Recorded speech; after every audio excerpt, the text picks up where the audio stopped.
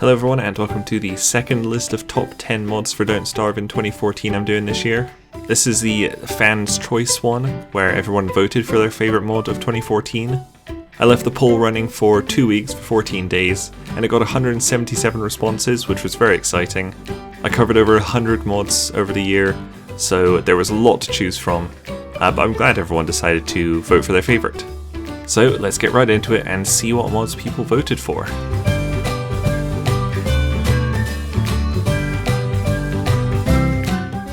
Coming in at number 10 with 2% of the votes, we have Wicked and the Merms, created by Uses and Bones. The mod was posted on November 4th, and it allowed players to play as sort of a merm-like thing called Wicked. The mod also allows you to tame merms like you would pigmen, although pigmen are the enemy in this one.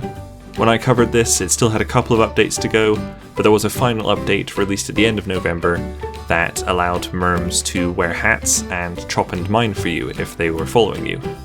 The mod also allows you to transform into Wickzilla. Ooh. I believe it takes more than 10 cooked meat. I think it was 11 or 12. There we go. So it's 11.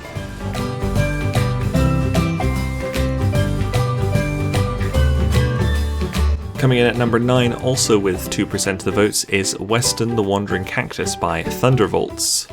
The mod was posted on 7th of May 2014, and it allowed players to play as a little cactus. Weston is covered in spines, so any enemies that attacked him would take damage, and he also has a flower on his head, which attracts bugs to him, so it was very easy to gather things like butterflies. Because he's a cactus, he was also completely immune to overheating, so it was a great character to play during the summer months of Reign of Giants. And since he does enjoy himself in the summer, he does not like the cold either, so winters are very difficult to him.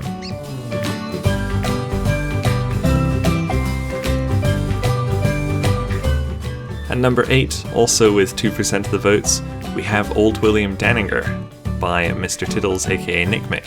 Now funnily enough, Old William Danninger was never actually released.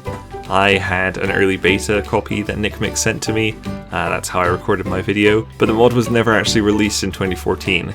Nevertheless, I still included it in the poll, and plenty of people voted for it. Unfortunately, the mod was discontinued as Nickmick decided that it had kind of gotten too bloated, it got a bit too big, and he wanted to work on different projects. Nevertheless, it was still a very clever mod, and it was no surprise that people voted for it. Oh, there we go, so we got the Shard of Truth. That's one of the items he can give us.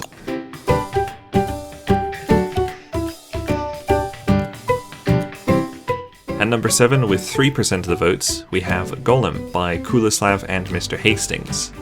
Now, Golem also made it into my personal top 10 mods for Don't Starve of 2014, so I won't talk about it as much in this one, but obviously Golem is the same character from The Hobbit and Lord of the Rings, although it's based on a version of Golem from before he met Bilbo and Frodo.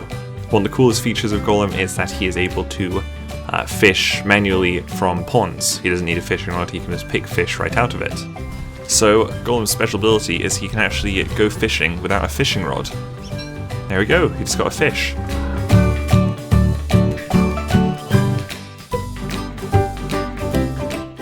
Coming in at number 6 with 3% of the votes, we have Tiny Alchemy Power's Synthesis.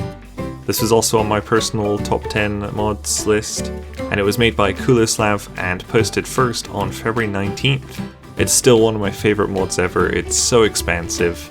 It really makes Don't Starve into a whole new game. It changes a lot of the recipes, like the alchemy engine and even the science machine, I think, and it adds things like trophies and new armors. Okay, there we go, we just killed 10 hounds. You can see they dropped 4 hounds' heads.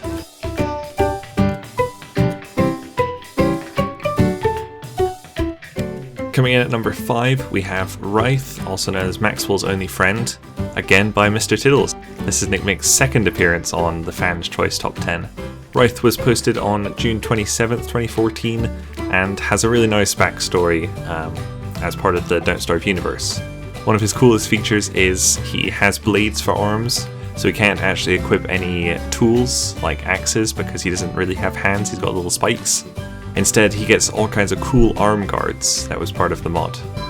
And if he equips this, it's basically a torch. Oh, look at that.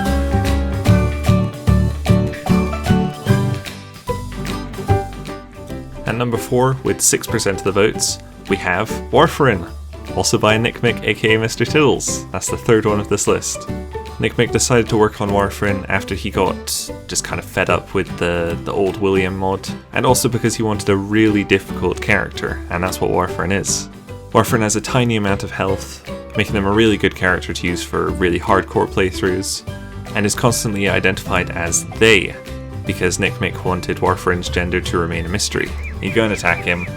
You actually do double damage if you catch him unaware.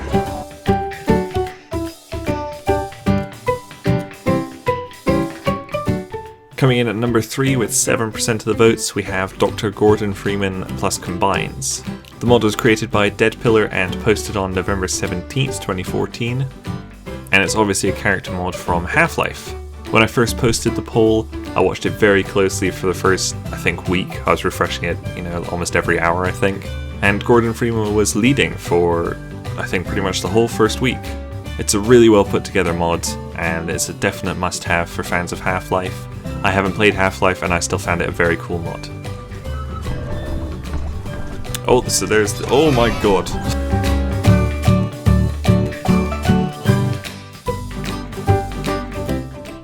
Coming in at number 2 with 13% of the votes, we have Drock the Caveman by Quickshot010. Drock was uploaded to the Steam Workshop on 8th of October, and he was actually quite a cute character.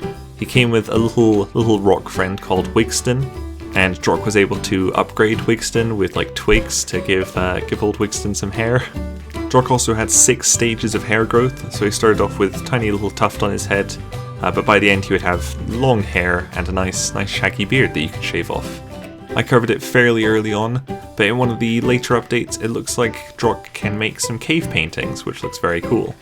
And Drock will just say all kinds of things to Wigston.